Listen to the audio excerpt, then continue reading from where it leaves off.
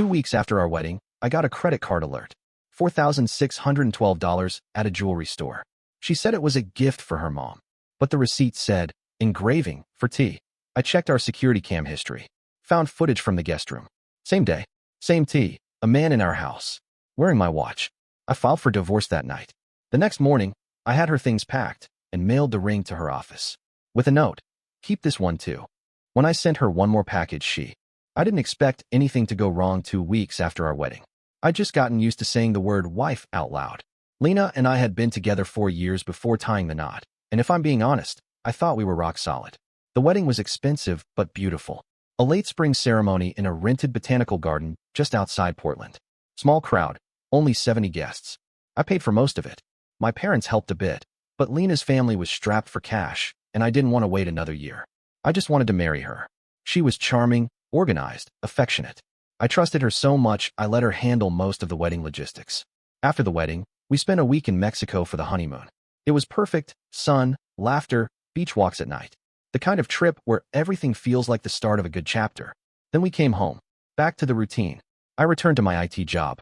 Lena worked from home doing marketing for a skincare company. She said her boss gave her a flexible schedule, so she could stay home, handle errands, and nest. Her word. I didn't mind. I was just glad she seemed happy.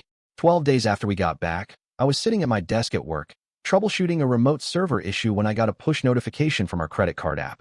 $4,612. Parkside Jewelers. My first reaction wasn't anger. It was confusion. I tried to remember if we'd talked about buying something expensive. An anniversary gift? A watch? Maybe she was getting something resized from the wedding? Then it hit me. We had made an agreement. No big purchases until we rebuilt our savings. The wedding and honeymoon wiped out close to $18,000, most of which came from my side. I opened the app, checked the timestamp. The charge was made at 11:14 a.m. that same morning. I texted her. Hey, did you make a jewelry purchase this morning? No response. Not for 38 minutes. Then, Lena, yes. Sorry, meant to tell you. It's for my mom's birthday. Got her something nice. Her mom's birthday wasn't until the following month. And more importantly, I knew her mom. Kathy didn't wear jewelry. She was allergic to most metals and openly disliked anything showy. She once complained about Lena wearing a flashy necklace to Thanksgiving. I stared at Lena's message for a few seconds and typed out a casual reply. Nice. What did you get her? She replied quickly this time. Lena, just a custom necklace with a birthstone. Figured she deserves something special. That reply was smooth. Too smooth. She was never good at improvising on the spot, and suddenly she was writing like a customer service rep. I didn't respond again. Instead, I called the jewelry store. I was polite, said I needed a copy of the receipt for warranty purposes, and I gave them the exact time of the purchase, the name on the card, and the last 4 digits. The woman on the phone didn't ask many questions. She said, sure, we can email you a copy. 30 minutes later, the PDF landed in my inbox. The item wasn't a necklace. It was a platinum bracelet with custom engraving. The engraving read, Forever yours, T. My stomach dropped.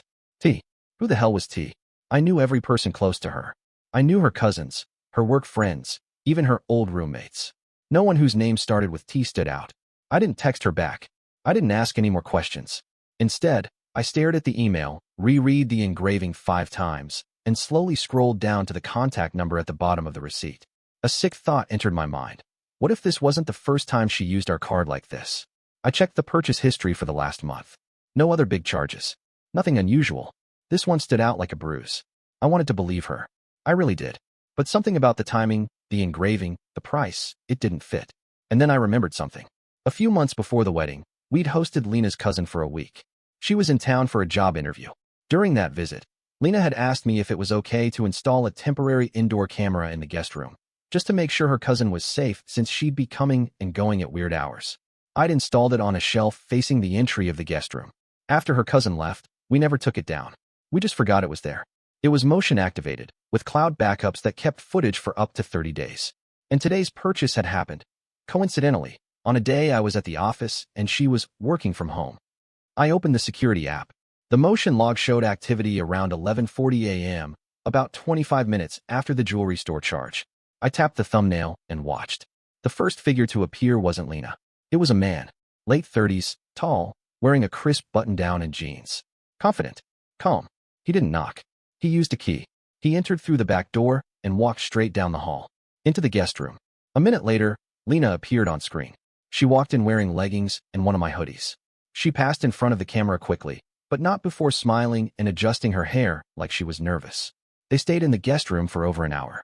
The camera didn't face the bed, but the motion sensor caught shadows moving, a door creaking open, and then stillness. When the man emerged, he wasn't in the same shirt. He wore one of mine. And on his wrist, my Omega watch. A watch I hadn't seen in nearly a month. I thought I'd misplaced it. Lena said maybe I'd left it at my parents' house. He left at 1:04 p.m. Lena didn't reappear on the feed for another 10 minutes. I sat back in my chair, my entire body cold. She'd let another man into our house, into our home, while I was at work, trying to rebuild the money we'd just spent building a future. And she bought him jewelry, engraved with "Forever Yours." T. I didn't know his name, but I had an initial. I had footage. I had enough to shatter everything. But I didn't confront her that night. I needed to know more first. I needed to be sure. And if she was lying, she wasn't just going to lose her marriage. She was going to see what it felt like to be discarded like trash. That night, I came home like nothing had changed. I walked through the front door, greeted Lena with a kiss on the cheek, and asked how her day was. She smiled like always, curling up next to me on the couch as we watched some forgettable Netflix documentary she picked. Something about Icelandic volcanoes. The whole time, I stared at her face, searching for even a flicker of guilt. Nothing. She even made popcorn. Extra butter. How I liked it. If I hadn't seen the footage, I never would have suspected a thing. She was a professional liar. That's what made it worse. When she got up to shower, I stayed on the couch and opened her iPad. It was still synced to her iCloud account. I wasn't trying to dig through her soul. I just wanted to see if I could find the name. I searched for T, and there it was. T, work guy. I tapped the thread. The first message I saw was from 2 weeks before our wedding. T, I can't wait to see you in white. Even if it's not for me, winky face. Lena, don't make me feel guilty right now. It's not the time. T, just say the word. You know I'd take you away. Lena, don't tempt me. You know I'll cave. I kept scrolling. The thread went back months. They'd been meeting regularly. Sometimes at lunch. Sometimes when I was on weekend work trips. One message stood out, dated 3 days after our wedding. T, when do I get you back? Lena, soon. Be patient. This is just temporary. Just temporary. I closed the iPad. The next morning, I told her I was thinking of surprising her mom for her birthday. I suggested we take a weekend trip, hand-deliver the gift, make it something special. She stiffened slightly, just for a moment. Oh, I already mailed it, she said, pouring coffee. Didn't want to risk it arriving late. What did you get her again? I asked, pretending not to remember. A bracelet. Custom. With her birthstone. Liar. What did the engraving say? She paused. A beat too long. It just said love always, L. What? That was the moment I knew. She wasn't just cheating. She was rehearsing her lies. Picking her words carefully. Not panicking, not stammering. Practiced. She turned back around, smiling. Why are you asking all these questions? I smiled too. Just curious. It was a big charge. I wanted to make sure she'd love it. I went to work, but I couldn't focus. I found myself staring at spreadsheets, fingers still, eyes blank. Around lunch, I called my lawyer friend, Eli. We'd been friends since college. He was the guy who helped write our prenup. I didn't say much at first, just that I had a problem. He didn't ask questions. When I finally told him what happened, briefly, just the facts, there was silence on the line. You want to divorce her? He asked finally. Yes. Quietly or loudly. I laughed for the first time in 2 days. Quietly, but with precision. I'll draw it up, he said. You want the ring back? No. I want her to choke on it. That night, Lena suggested we watch old wedding footage. She connected her phone to the TV, pulled up one of the clips from the ceremony, and actually wiped away a tear. It was perfect, she whispered. I can't believe we're already 2 weeks in. I know, I said. Feels like longer. She rested her head on my shoulder. Do you think I've changed? What do you mean? I don't know. I feel like you're a little distant lately. Just tired, I said. Work's been nuts. That seemed to satisfy her. But I could tell she was watching me closely. 2 days later, I came home early. Told her I had a dentist appointment that ended sooner than expected. When I walked in, I saw a second coffee cup on the table. Not mine. No lipstick. There was a faint trace of cologne in the air. Not mine. Someone here? I asked, casually dropping my keys. Oh no, she said quickly. That was from earlier. I met up with Emily, and she brought her boyfriend over to say hi. You didn't mention that this morning. I forgot. It was quick. I checked the security cam later. No sign of Emily. No sign of anyone entering with her. But at 10:42 a.m., the same man, T, entered again. Same guest room. Same story. Only this time, he brought wine. They toasted. He kissed her neck. She laughed. He wore my sweatshirt this time. She looked happy, comfortable, like this was their weekend home. I stayed quiet. No confrontations. No screaming. I needed to build the whole picture first. That night, I packed a small duffel bag with her old photos, the empty ring box, a pair of earrings I'd bought her last Christmas, and a folded letter. I placed it all into a cardboard box and addressed it to her office. Then I scheduled a courier pickup for the next morning at 8 a.m. I didn't include the ring. Not yet. That weekend, I told her I was visiting my brother in Seattle. She nodded, distracted, and kissed me goodbye like I was a business trip. I didn't go to Seattle. I parked a block away. Waited. At 11:16 a.m., the man arrived again. He was wearing sunglasses, carrying a paper bag. He let himself in. This time, Lena was already waiting at the door in a silk robe. I watched her kiss him. Then I drove to the courthouse and signed the divorce petition. Eli met me there with papers. You want to serve her personally? No, I said. Send it through her office. Same time as the box. He smiled. That's cold. She left the heat on. When I came home that night, she was asleep on the couch. Hair still damp, wine glass empty. I looked at her and felt nothing. Not anger. Not sadness. Just the hollow realization that the person I married never existed. The next morning, I watched the courier take the package from our doorstep. One box. One woman. One sentence left to write. And I knew exactly what it would be. Monday morning started like every other. Lena made coffee, fed the cat, checked her emails. She didn't suspect anything. The courier arrived around 9:15 a.m. He rang the doorbell, left the divorce packet on the porch, and walked away without a glance. I watched through the window from the upstairs hallway, unseen. The plain envelope, heavy with signatures and the weight of her choices, sat there in silence. She didn't notice it for nearly an hour. When she finally opened the front door and picked it up, there was a brief pause. Then came the sound of tearing paper, a beat of stillness, and then footsteps. Fast, uneven, panicked. She ran up the stairs and into our bedroom. I could hear her breathing shift, shallow, quick. She paced. Opened drawers. Shut them hard. Opened the closet. Probably looking for a clue, for a way to rationalize what she'd just read. She didn't cry. Not yet. But I could see it in her face as she sat on the edge of the bed. The dawning realization that her game was over. That something had happened behind her back. Something she didn't control. I didn't say anything. Just walked past her into the bathroom and shut the door. Calm. Deliberate. She didn't follow me. That afternoon, I left for work without a word. The second package, the one that mattered more, arrived at her office around noon. Inside was the same ring I had slid onto her finger just weeks ago. Cleaned, boxed, returned. Next to it was a printed photo, a still frame from our security footage. A grainy image of her guest in my house, walking into the guest room wearing my watch. Below the photo, a single line typed on a plain white note. Keep this one too. No signature. No explanation. Just a symbol of how disposable promises became the moment she made a fool of both our names. I hadn't planned what would happen next at her office. I didn't know how it would play out, but I underestimated one thing. Gossip in small teams spreads faster than email. By 3 p.m., I started getting messages from mutual acquaintances. One guy I barely knew messaged me on LinkedIn. Man, I just heard. Brutal. Respect for how you handled it. I hadn't posted anything. I hadn't said a word. Lena did the rest of the work herself. Apparently, when the package arrived, she wasn't alone in her office. One of her coworkers saw the box, the ring, and the printed photo, and asked the obvious question. She tried to lie, tried to downplay it, said it was some prank or misunderstanding. But her voice cracked. Her hands trembled. And someone, maybe out of sympathy, maybe out of curiosity, looked up the divorce court record. My name. Her name. Followed that morning. There was no walking it back after that. She came home late. Hair undone, makeup streaked, phone in hand. I heard the front door open, slam shut, open again. She was pacing on the porch, probably deciding whether to scream or run or fall apart. Eventually, she walked in. She didn't ask any questions. She didn't confront me. Just hovered in the hallway like she didn't know where to go. I stayed in the living room and kept typing on my laptop. After a few minutes, she sat down across from me. Her eyes were red, but she still hadn't cried. She asked if I really filed for divorce. I said yes. She asked why I didn't talk to her first. And that's when I looked up, stared her straight in the eyes, and said, I watched him wear my watch.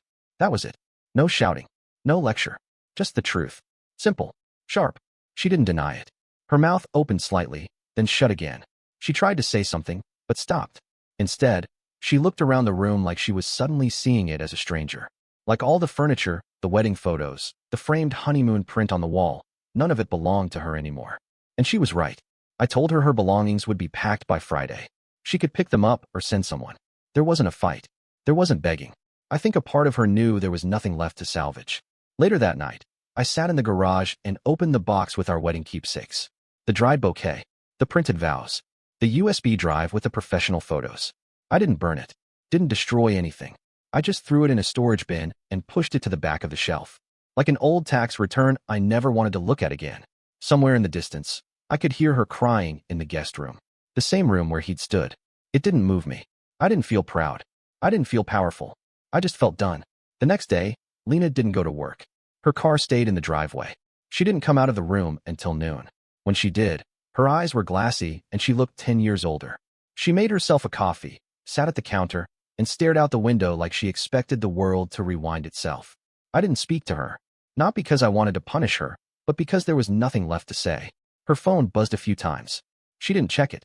Whatever T had meant to her, it clearly wasn't enough now. Maybe he ghosted her. Maybe he blocked her. Or maybe she finally saw him the way I did. A visitor, a fraud, someone who enjoyed being a side note in someone else's story. By the following evening, she asked if she could go stay with her sister until the move out was arranged. I nodded. She packed a few bags quietly and left without ceremony. No final speech. No confrontation. Just silence. And that's how it ended. Not with fireworks. Not with revenge porn or courtroom screaming matches. Just a box. A note. A still image. And the truth. Enough to destroy everything she built on the side. And just enough for me to walk away without dragging the wreckage behind me. Lena didn't come back after she left for her sister's. I didn't expect her to. The guest room sat empty. The bed remained perfectly made, undisturbed, like nothing ever happened there. In truth, I thought I was done. The papers were filed. Her things were scheduled to be moved. She was out of the house. The worst of it, the footage, the betrayal, the lies, was already behind me. But then the letters started. Not formal ones. Not legal. Just folded pieces of lined notebook paper. Handwritten. Left in my mailbox every other day for the next 2 weeks. They weren't long. Most were only a few lines. Some were frantic apologies. Others were weirdly poetic, like she was trying to rewrite the last month into some kind of miscommunication. One read, "You were the only thing in my life that ever made me feel safe. I ruined it. I know." Another said, "It didn't mean what you think it meant. I was scared. I never planned to leave you." The worst one, "I bought the bracelet for him because I didn't think I deserved the one you gave me." I didn't reply. I didn't text. I didn't tear them up. I just put them in the same storage bin as the wedding photos. Her writing was still familiar, smooth, symmetrical, like the woman I thought I married still lived in that handwriting, even if she didn't exist anymore. 2 weeks passed. The moving truck came on a Thursday morning. I didn't help them pack. Lena sent her cousin to supervise and collect anything personal. I stayed upstairs, out of sight. I could hear her cousin on the phone with Lena, asking if she wanted to keep the framed wedding photo in the hallway. There was a pause, and then the cousin replied, "Okay, I'll leave it." She didn't want it. That part hurt more than I expected. Later that night, I got an email from Eli, my lawyer. He'd received an informal inquiry from Lena's attorney. Apparently, she hadn't signed the response papers yet. She hadn't contested the divorce, but she also hadn't accepted the terms. She'd gone quiet. Eli asked if I wanted to pursue mediation or just let it sit for a few weeks. I told him to wait, not because I was uncertain, but because I had one final loose end to address. The man with my watch. The one who smiled into my security camera like he belonged in my house. I never got his full name from the messages, just the initial, but I had a face, and Lena's company email. So I did what any tech-savvy husband with a list of questions would do. I ran his photo through a facial recognition tool I used for work, normally for verifying account recovery for old clients. I didn't expect it to work, but it did. His name was Thomas Marlin, 40, married, 2 kids, regional sales manager at a competing firm in the same industry as Lena. He wasn't just someone she'd met online or flirted with at a bar. He was someone she had met during a joint brand retreat 6 months earlier. One, she told me, was strictly professional. She even showed me photos. He was in 2 of them. I just hadn't noticed back then. I almost confronted him. I wrote out the message 4 times, each one more brutal than the last. But I never hit send, because I realized he wasn't worth the energy. He wasn't the architect, just another actor in a play she directed. Besides, I had one last move left. 3 days later, I mailed Lena a small package. No letter this time, just her wedding ring. And the bracelet receipt from the jewelry store, the one she never thought I'd find. I highlighted the engraving, "Forever yours, T." Taped next to it was a sticky note with the exact line she told me when I asked who it was for. Just a gift for my mom. That was the lie that started it all. That tiny sentence that crumbled 4 years of history. The divorce finalized quietly after that. No court drama. No financial battles. She didn't fight for anything. Not the furniture. Not the cat. Not even the espresso machine she used every morning. Eli said she signed everything in silence. The clerk told him she looked blank, like someone who'd shown up to the wrong appointment. I never saw her again, but I did hear from her one last time. A single email, sent a week after the paperwork was done. Subject line, "I'm sorry." No message inside. No explanation. Just those 2 words. Typed. Hello. Late. I archived it. It's been a few months since then. I still live in the same house. I kept it, repainted the guest room, and removed the indoor camera. Sometimes when I walk past the hallway mirror, I see the version of myself who once thought love was simple. That trust was enough. Now, I don't think about her when I fall asleep. I don't wonder where she is. I don't check her social media. I don't feel hate or heartbreak, just distance. Like watching a train disappear into a tunnel you never planned to board. Sometimes people ask if I'd ever get married again. And I always say the same thing. Not to someone who thinks forever is a word you can hand out to strangers. And that's the story. If you're still here, that means you're one of us. So go ahead, hit that subscribe button. I drop new chaos every single day. And trust me, tomorrow's story, it's even worse than this one.